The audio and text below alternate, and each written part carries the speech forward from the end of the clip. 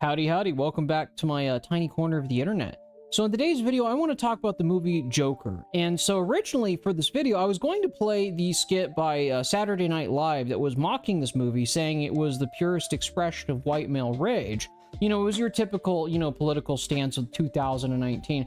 But fun fact, when this movie first came out in 2019, the mainstream media said this movie was going to cause an explosion of incel violence. It was going to cause an explosion of far-right violence. And it always kind of had me scratching my head back in the days, because at the time when I was actually a libertarian right-winger, I kind of scratched my head. I was like, okay, I'm going to go see this movie. I was, more along the lines of the anti-SJW train. I was a big fan of like Sargon of Akkad, Undoomed, a lot of those other YouTubers at the time. But now obviously that anti-SJW train has kind of died off and nobody pays attention to it these days, because SJWism just isn't really that common anymore. But, at the time, this was the culture that was very common. So me as a right-wing libertarian was just kind of curious to see what this movie was about.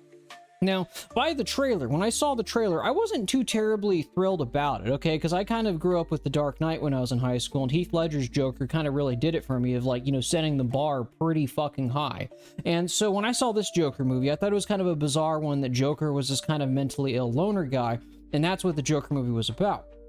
That's not to say the movie was bad. I don't think the movie is bad, because when I did see it, I thought it was actually a fairly decent movie. It was different, definitely a different take. I'll give it that, but it was definitely a change of pace when it came to like what the, what most people thought of like the Joker character when it came to Batman. But, it was a different kind of movie, and it kind of has its own, way of expressing things. It wasn't bad.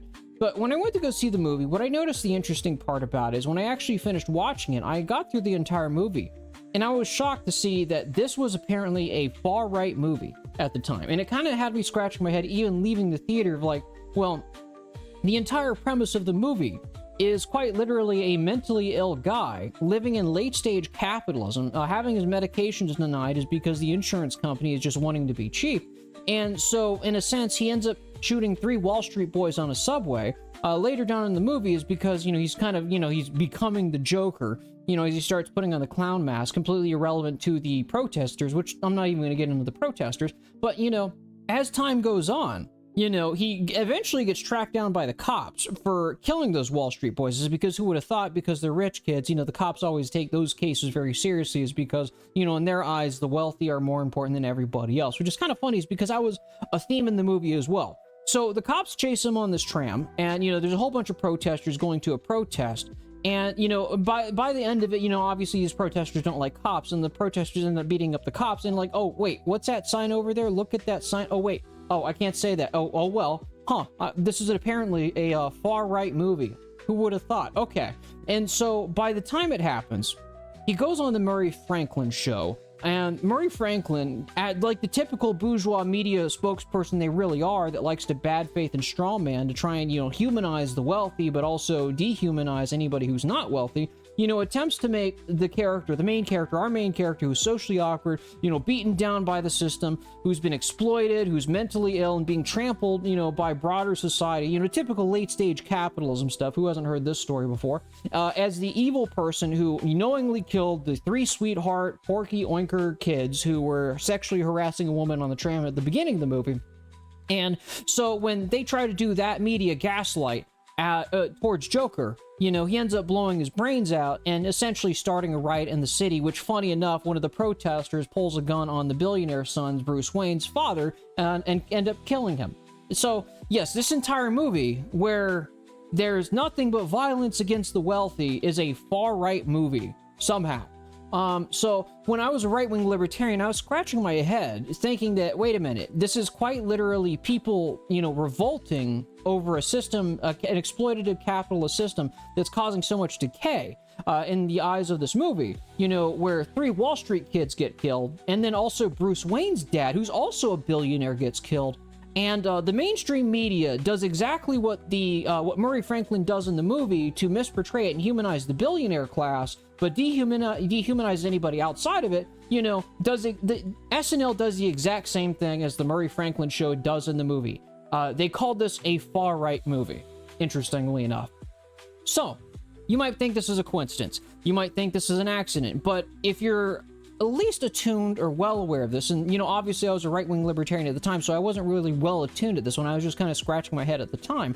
And when I watched the cost of living skyrocket, and I started going on the economically left side of the aisle, and, you know, now that Larry Fink has come out saying the woke, as they called it, the adoption of progressive politics at the corporate level to basically, you know, cancel culture, which was a thing, you know, just even 7 years ago, you know, was a thing, was getting adopted. That was a failed experiment. The billionaire class came out publicly after they said in 2017 that they forced behaviors and they engaged in cancel culture and they adopted and co-opted progressive politics to basically shut down dissidents or anybody that criticized the capitalist class. You know, all of a sudden adopt it. Now they're trying to act like Alex Karp, pretending to be blue-collar workers on the world stage, and then pretending that they're against the evil elitist Ivy League school students. Yes, Ivy League students, or, you know, Yale students or whatever, right? Notice how every single time, whatever populist rhetoric rises throughout the time, it gets co-opted by the capitalist class and then used against the masses to basically nullify the masses from revolting. Essentially, the wealthy like to LARP that they're the popular side, like Alex Karp likes to LARP that he's a blue-collar worker, and then uses that to antagonize the very same people that criticize him. Well, if you disagree with me, you just must hate the blue-collar working class, or some nonsense like that. Or back in the day, you know, if you criticize the capitalist class, which this movie was doing, you know, we're gonna basically call you a white male bigot, and this entire movie about class warfare and killing rich people, that's just the expression of white male rage.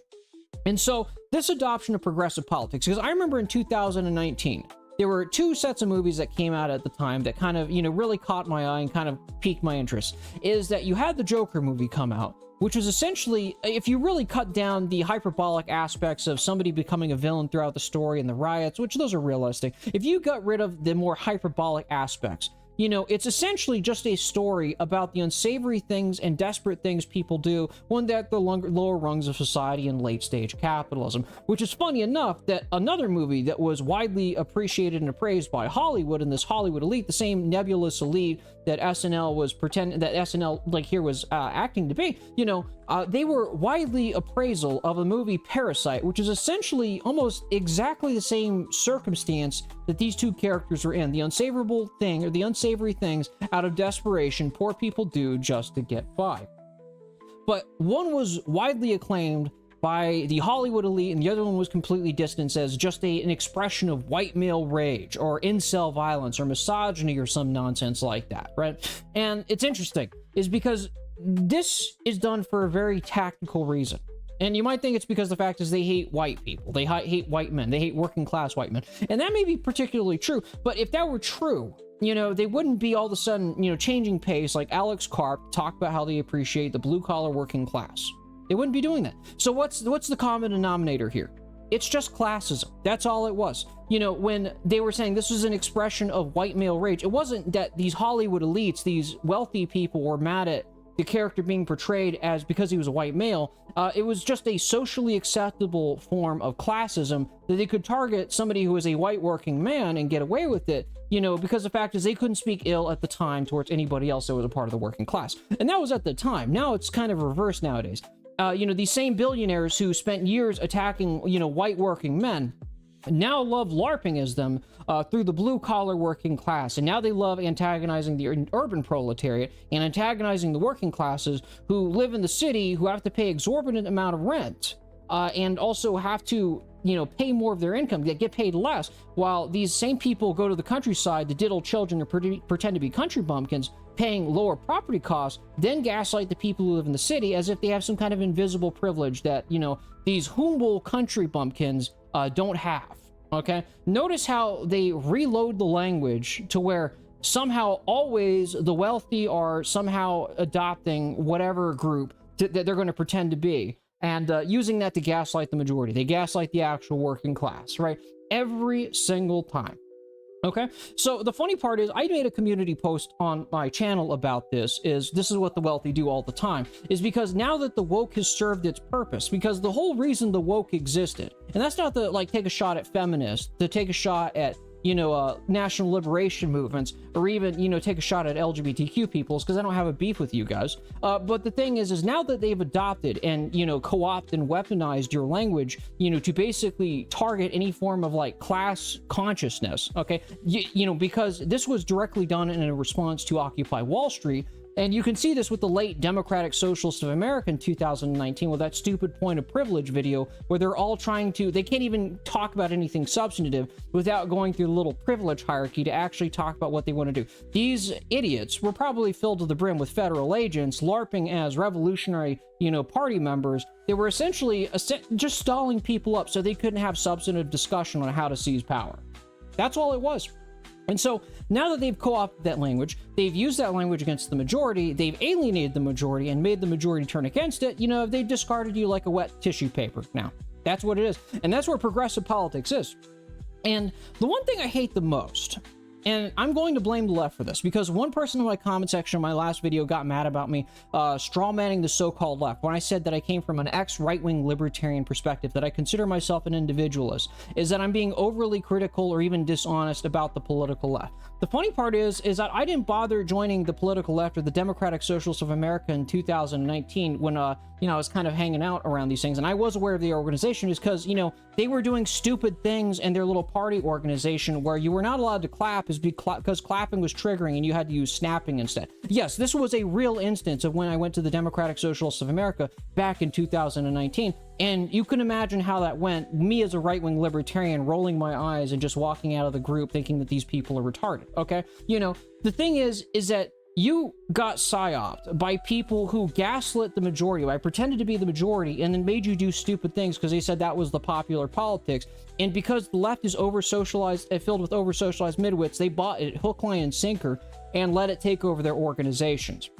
So when this person is accusing me of strawmanning the mainstream left, I'm not strawmanning him. I've watched this behavior play out, and for the largest reason, even though I cared about working class politics in 2019, and I didn't know what socialism was, I didn't know what Marxism was, I didn't know what communism was, that's the reason why I didn't join your groups, is because you looked uniquely retarded, is because you were listening to people who were psyoping your organizations to say stupid shit that effectively neutered you from actually organizing and doing anything. And the funny part is, that's the entire thesis of this video, is because before that, I watched it with the Joker movie. The left didn't take the Joker movie seriously. They were parroting hook, line, and sinker what the mainstream media and Saturday Night Live was saying about this movie, saying that it was a far-right movie. A movie where 4 billionaires died. A movie about class warfare. A movie where protesters who are supposedly the discontented masses are carrying around signs like this. Yeah, that one. The Mamma Mia crowd. This, according to the mainstream left, and because of the over-socialized midwits were told that this is what the majority believed, they bought it hook, line, and sinker, discarded a simple movie like this and said it was a far-right movie. And that is what I mean. That the thing is that this is what I mean, and why I say I criticize the left of being over-socialized midwits, is because the fact is they don't criticize or even evaluate something based on whether it's true. They evaluate it based on whether or not it's popular and it has clout. And so essentially, when billionaires run these stupid little PSYOP campaigns to neuter you, to basically fill you with garbage like this 2019 DSA conference where they're doing point of privilege, over everything, and you fall hook, line, and sinker into it, is because that's what the group wants, so therefore it must be good. That is what I mean by you are an over-socialized midwit, and this is absolutely a fumble and a failure of the mainstream left. And I'm going to stand by this position. I know it sounds cruel, it sounds harsh, but the thing is the truth has never been comfortable. And this is the problem with the left. This is the problem with the mainstream left to this large degree, is the fact is that you will always lose if you value what the consensus of the majority is over what is fundamentally true first and foremost. Until you can overcome that part and say, I don't care what the majority says. If something is false, it's false. Then you can overcome this. But until then, you are going to be psyopable. And this is the great thing, is because the fact is now that the billionaire class is trying to do this to the alt-right, Gen Z isn't falling for it. Gen Z isn't falling for, Alex Karp's blue-collar LARP. Because again, this is a common study, is that when it comes to the political right and the political left cares more about consensus. So they just follow the group more than anything. So they're not capable of telling the truth.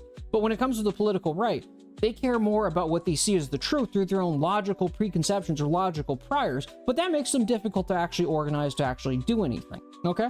And so the problem with the left is that until they can overcome this, until they can overcome these kinds of attitudes, these kinds of behaviors, and I've been on the left long enough after I watched the average house price skyrocket to $500,000 and the left just failed to talk about these things, to have this opinion, is that, you know, this is what the left must overcome if it wants to actually successfully organize. Otherwise, it will continue to be psyoped and it will continue to fall behind. And there is plenty of instances throughout history that is evidence of this fact.